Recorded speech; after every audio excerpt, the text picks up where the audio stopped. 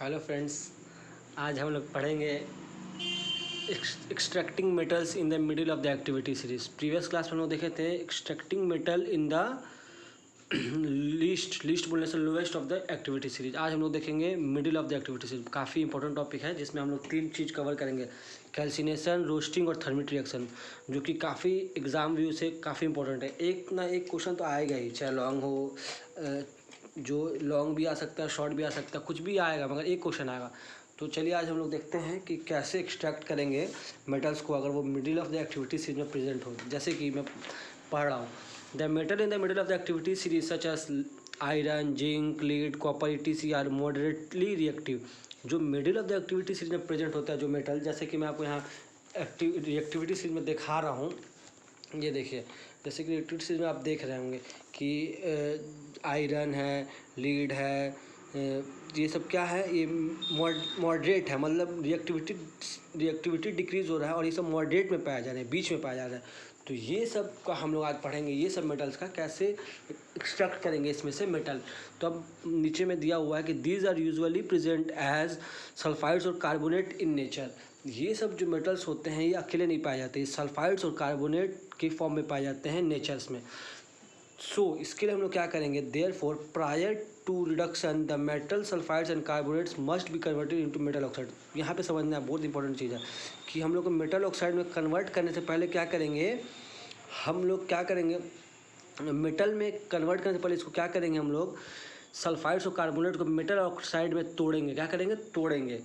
Reduction से पहले ये काम होगा। क्या होगा, रिडक्शन से पहले काम होगा। तो हम लोग ये काम कैसे करेंगे, 2 प्रोसेस से करेंगे। उस प्रोसेस का क्या नाम है, कैल्सिनेशन एक का नाम है, एक का नाम है रोस्टिंग। फिर से सुनिएगा कि क्या करेंगे, हम लोग मेटल को एक्सट्रैक्ट करने के लिए पहले हम लोग उसको मेटल सल्फाइड्स और मेटल कार्बोनेट्स को मेटल ऑक्साइड में कन्वर्ट्स करेंगे। क्या करेंगे, मेटल ऑक्साइड में कन्वर्ट करेंगे। इसके लिए 2 प्रोसेस यूज़ करेंगे, कैल्सिनेशन, एक रोस्टिंग। तो अब देखिए, पहले पढ़ेंगे रोस्टिंग। क्या पढ़ेंगे, रोस्टिंग। तो रोस्टिंग क्या है, the sulphides ore are converted into oxides by heating strongly in the presence of air in excess manner. यहाँ पे समझना है कि एक्सेस मैनर में होगा। एयर क्या होगा, एक्सेस मैनर में प्रेजेंट होगा, कम में नहीं होगा, लिमिटेड नहीं होगा, एक्सेस होगा। तो क्या होगा, इस प्रोसेस को रोस्टिंग कहेंगे।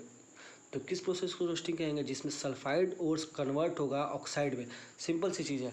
क्या करेंगे, हम लोग सल्फाइड और को रोस्टिंग, सल्फाइड और को हीट करेंगे एक्सेस एयर में। तो क्या हो जाएगा, वो सल्फर डाइऑक्साइड में चेंज हो जाएगा। क्या हो जाएगा, सल्फर डाइऑक्साइड में चेंज हो जाएगा, जो हम लोग आगे पढ़ेंगे। तो इसमें क्या होगा, हीटिंग स्ट्रांगली एक्सेस मैनर में हम लोग इसको करेंगे। तो इस प्रोसेस को रोस्ट करेंगे। इसकी किस लिए करेंगे, मेटल ऑक्साइड में चेंज करने के लिए करेंगे। तो अभी हम लोग देखेंगे रोस्टिंग कैसे होता है। तो रोस्टिंग का केमिकल रिएक्शन देखिए फ्रेंड कैसे है। The chemical reaction that take place during roasting as follows. तो जिंक सल्फाइड ले लिया। जिंक पहले बताया, जिंक किस में फॉर्म में पाया गया, सल्फाइड के फॉर्म में। उसको हम लोग क्या किया, ऑक्सीजन, क्या है, ऑक्सीजन हाईली है, मतलब एक्सेस है। हीट के प्रेजेंस में हम लोग उसको क्या रिएक्ट करा, तो क्या निकला, zinc oxide plus sulphur dioxide. Simple एक समझना है कि हम लोग यहाँ क्या किए, सल्फर को सल्फर डाइऑक्साइड में चेंज कर दिए। तो इसको हम लोग, इसको आप कह सकते हैं, इसको रोस्टिंग कह सकते हैं। सिंपल प्रोसेस बता रहा हूँ, जैसे कि सिंपली मैं बोल सकता हूँ। तो क्या हुआ, the metal oxides are then reduce to the corresponding metals by using suitable reducing such as carbon. अब यहाँ जो मेटल ऑक्साइड आपको दिखता होगा, जो जिंक ऑक्साइड है, क्या है, जिंक ऑक्साइड, इसको हम लोग क्या करेंगे, रिड्यूस करेंगे। कैसे करेंगे, एक रिड्यूसिंग एजेंट की मदद से, जिसका नाम कार्बन है। क्या है, रिड्यूसिंग एजेंट की मदद से करेंगे। जैसे कि हम लोग पढ़ते आए, ऑक्सीडाइजिंग एजेंट, रिड्यूसिंग एजेंट। जो चीज़ रिड्यूस कर दे उसे हम रिड्यूसिंग एजेंट कहेंगे, जैसे कि कार्बन। तो इसमें क्या होगा, मेटल ऑक्साइड फॉर्म हो जाएगा। और फिर जो मेटल ऑक्साइड फॉर्म होगा, हम लोग क्या करेंगे, कार्बन से रिड्यूस करेंगे, तो हम लोग क्या मिल जाएगा, मेटल मिल जाएगा। तो ये देखिए ब्रीफ किया हूँ। तो एग्जांपल में क्या है, जिंक ऑक्साइड हम लोग को मिलेगा यहाँ पे, तो उसको क्या करेंगे, हीट करेंगे कार्बन से। क्या करेंगे, कार्बन से हीट करेंगे। तो ये कार्बन क्या है, रिड्यूसिंग एजेंट है। क्या है, रिड्यूसिंग एजेंट। रिड्यूसिंग एजेंट का मतलब क्या होता है, जो ऑक्सीजन को रिमूव कर दे। क्या कर दे, ऑक्सीजन को रिमूव कर दे। तो यहाँ क्या हुआ, मेटेलिक जिंक फॉर्म हो गया। क्या हो गया, it is reduce to metallic zinc. क्या हो गया, मेटेलिक जिंक में रिड्यूस कर दिया। कौन रिड्यूस कर दिया, कार्बन रिड्यूस कर दिया जिंक ऑक्साइड को, जो एक मेटेलिक ऑक्साइड था। तो मेटेलिक ऑक्साइड किस में चेंज हो गया, मेटल में चेंज हो गया। और फिर क्या निकला, कार्बन मोनोऑक्साइड निकला। अब एक नीचे एक पॉइंट में लिखा हूँ कि obtaining metals from the compound is also reduction process. Metals को कंपाउंड से निकालने के प्रोसेस को भी रिडक्शन प्रोसेस कहते हैं। जरूरी हम लोग पहले पढ़ें कि रिड्यूसिंग एजेंट के मदद से जो प्रोसेस होगा तो उसको भी रिडक्शन कहेंगे, मगर यहाँ पे एक चीज़ और पढ़ना है कि अगर रिडक्शन प्रोसेस कह सकते हैं, अगर कोई मेटल किसी कंपाउंड से रिड्यूस किया जाए तो भी उसको हम लोग रिडक्शन प्रोसेस कहेंगे। जो हमें बताया metals from there compound is also और रिडक्शन प्रोसेस, मेटल को कंपाउंड से रिड्यूस करने प्रोसेस को भी रिडक्शन प्रोसेस कहते हैं। अब इसी से हम लोग एक आगे देखेंगे इससे, इसलिए मैं इसको बताया। अब इसके पहले हम लोग कैल्सिनेशन पढ़ेंगे। क्या पढ़ेंगे? कैल्सिनेशन। तो कैल्सिनेशन क्या है?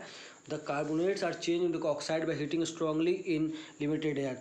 तो क्या है, कार्बोनेट्स और को हम लोग क्या करेंगे? चेंज करेंगे ऑक्साइड में। किस में चेंज करेंगे? ऑक्साइड में। तो सिंपल सी है चीज़ है ये। जैसे मैं बता सकता हूँ आपको सिंपल सी चीज़ में, जैसे कि सिंपल देखिए यहाँ पे कार्बोनेट है CO3, तो इसको मैं किस में चेंज कर दिया? कार्बन डाइऑक्साइड में चेंज कर दिया। तो ये ऑक्साइड हो गया, ये कार्बोनेट, तो इसको कहेंगे कैल्सिनेशन। सिंपल बता रहा हूँ मगर ये लॉजिक मैं ऐसे ही बता रहा हूँ याद करने के लिए। यहाँ पे क्या है कि carbonates are change into oxide by heating strongly. यह क्या है ना कि लिमिटेड एयर में आपको हीट करना है इसको, और इस प्रोसेस को कहेंगे कैल्सिनेशन। क्या कहेंगे? कार्बोनेट्स और को चेंज करना है ऑक्साइड में, तो हम लोग लिमिटेड एयर में हीट करेंगे स्ट्रांगली, तो इस प्रोसेस को हम लोग कैल्सिनेशन कहेंगे। रिएक्शन क्या आपको नीचे दिख रहा है, जिंक कार्बोनेट को हीट किए तो क्या निकला? Zinc oxide. तो ये क्या है? मेटालिक ऑक्साइड है। और क्या निकला? कार्बन डाइऑक्साइड, जो कि गैस है। क्या निकला? गैस है। फिर हम लोग क्या देखेंगे? फिर मेटालिक ऑक्साइड जो निकला जिंक ऑक्साइड, उसको हम लोग क्या करें? रिड्यूस करेंगे, जैसे कि पिछले में किए थे। तो रिड्यूस कैसे करेंगे? जिंक ऑक्साइड को कार्बन से रिड्यूस करेंगे तो जिंक निकल गया, कार्बन मोनोऑक्साइड निकल गया, सिंपल। तो यहाँ पे फिर क्या हुआ? रिडक्शन। रिडक्शन किससे हुआ? एक रिड्यूसिंग एजेंट से हुआ, उसका नाम क्या है? कार्बन है। क्या है? रिड्यूसिंग एजेंट क्या है? कार्बन है। तो सिंपल पढ़े कैल्सिनेशन और रोस्टिंग। रोस्टिंग में क्या हुआ? सल्फाइड ओर को चेंज किया गया है, और कैल्सिनेशन में कार्बोनेट एयर को चेंज किया गया। तो और सबसे जानने वाली चीज़ क्या है? कैल्सिनेशन को लिमिटेड सप्लाई में किया गया एयर के, और रोस्टिंग को फुल सप्लाई में। ये समझने वाली चीज़ है, दोनों काफ़ी डिफरेंस है, दोनों को समझना है आपको। अब हम लोग आगे एक और पढ़ेंगे, डिस्प्लेसमेंट रिएक्शन पढ़ेंगे कि कैसे डिस्प्लेसमेंट रिएक्शन से भी मेटल निकलता है। तो ये क्या पढ़ेंगे? Displacement reaction are also use for reducing metal oxide. Metal oxide को मेटल में चेंज करने के लिए क्या करेंगे हम लोग? डिस्प्लेसमेंट रिएक्शन यूज़ करेंगे। जैसे देखिए मैग्नीशियम डाइऑक्साइड, ये क्या एक मेटल ऑक्साइड है, तो इसके हम लोग क्या करेंगे? अल्मोनियम से रिएक्ट करेंगे। तो आप जानते हैं कि मैग्नीशियम क्या है? अल्मोनियम से रिएक्टिव सीरीज में ऊपर है। क्या है? ऊपर है। तो हम लोग जब क्या करेंगे? मैग्नीशियम ऑक्साइड को जब रिएक्ट कराएंगे ना अल्मोनियम से, तो क्या होगा? मैंगनीज रिएक्टिव है ना, तो अल्मोनियम को डिस्प्लेस कर देगा और क्या बनाएगा? मैंगनीज मेटल बनाएगा, और क्या हीट निकलेगा, काफ़ी हीट निकलेगा। डिस्प्लेसमेंट रिएक्शन में काफ़ी हीट लिबरेट होता है। फिर समझना है कि डिस्प्लेसमेंट रिएक्शन हम लोग फर्स्ट चैप्टर में ही पढ़े थे कि हाईली रिएक्टिव मेटल डिस्प्लेस करता है। क्या करता है? डिस्प्लेस करता है लीस्ट रिएक्टिव को। तो यहाँ मैंगनीज क्या हुआ? रिएक्ट हुआ अल्मोनियम को, तो अल्मोनियम को डिस्प्लेस कर दिया, अब मैंगनीज मेटल बन गया। क्या बन गया? मैंगनीज मेटल बन गया। तो इसी तरीके से इसके फर्दर है, इसी से मिलता जुलता एक रिएक्शन है थर्मिट रिएक्शन। क्या है? Thermite reaction. उसमें क्या होगा कि जो डिस्प्लेसमेंट रिएक्शन होगा ना, जो कि हम लोग यूज़ करते हैं मेटल को एक्सट्रैक्ट करने में। क्या करते हैं? एक्सट्रैक्ट करने में। कैसे करते हैं कि मेटल ऑक्साइड को मेटल में चेंज करते हैं। ये काफ़ी रिएक्टिव मेटल्स की मदद से ही होता है, जो क्या करते हैं? डिस्प्लेस करते हैं लोअर रिएक्टिविटी को, मेटल्स को उसके कंपाउंड्स में से। और ये प्रोसेस काफ़ी एक्सोथर्मिक होता है। इसको बार बार याद रखना आपको कि ये प्रोसेस काफ़ी एक्सोथर्मिक होता है। क्या होता है? काफ़ी एक्सोथर्मिक होता है। क्या होता है इसमें? हाईली रिएक्टिव मेटल क्या करता है? लीस्ट रिएक्टिव मेटल को डिस्प्लेस कर देता है, जो कि थर्मिट रिएक्शन में काम आता है। अब हम थर्मिट रिएक्शन देखेंगे कि थर्मिट रिएक्शन होता है क्या है। तो यहाँ पहले थोड़ा पढ़ेंगे ऊपर। The amount of heat is evolve is so large the metals are produced in the molten state. जैसे बोल रहा है कि जो हीट प्रोड्यूस्ड होता है ना, इवॉल्व होता है, वो काफ़ी मात्रा में होता है, क्वांटिटी में होता है, और जो ऐसा होता है जो मेटल को ना पिघला देता है। क्या करता है? पिघला देता है, जो मोल्टन स्टेट बोलते हैं। मेटल्स आर प्रोड्यूस्ड, जो मेटल्स प्रोड्यूस्ड होता है वो मोल्टन स्टेट में होता है। अब हम लोग क्या पढ़ेंगे? तो अब थर्मिट रिएक्शन के बारे में थोड़ा सा जानेंगे कि क्या थर्मिट रिएक्शन क्या होता है। तो the reaction of ferric oxide with aluminium. तो यहाँ देखते होंगे फेरिक ऑक्साइड को अल्मोनियम से रिएक्ट करेंगे, तो आपको मालूम है कि अल्मोनियम क्या है।